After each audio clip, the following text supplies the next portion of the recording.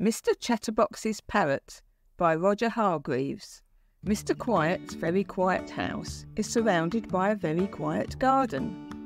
Even the wind doesn't blow there for fear of making a noise in the leaves of the trees. But one day, a certain someone came to live in the oak tree in Mr. Quiet's garden. Can you guess who it might be? Oh, wake up, I'm a pretty boy, A parrot! A noisy parrot was now Mr. Quiet's new neighbour.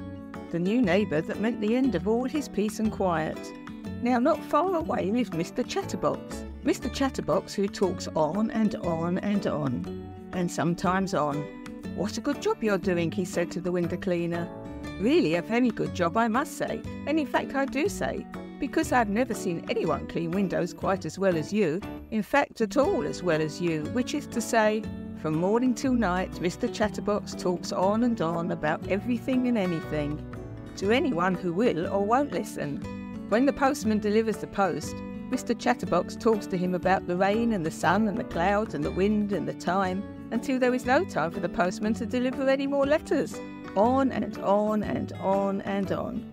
When Mr. Chatterbox meets somebody in the street, it's just the same. "Good morning, Mr. Strong. What interesting things do you have in your basket?" "Ah, eggs. How I love eggs.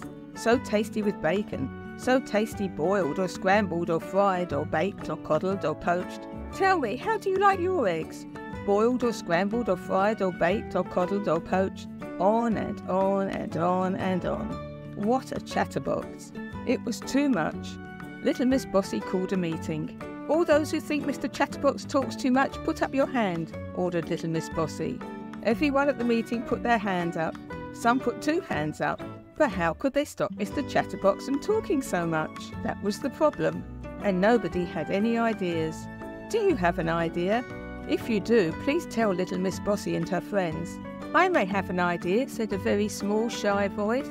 "I have a friend called Mr. Quiet who hates any kind of noise and..." He was Little Miss Shy, and she told everyone at the meeting her idea. Can you guess what her idea might be? "Hooray for Little Miss Shy," everyone cried.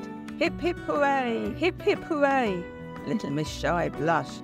The next day, when Mr. Quiet opened his window, he expected to hear the loud squawks of his neighbour the parrot. But there was complete silence in his garden. And why was there silence?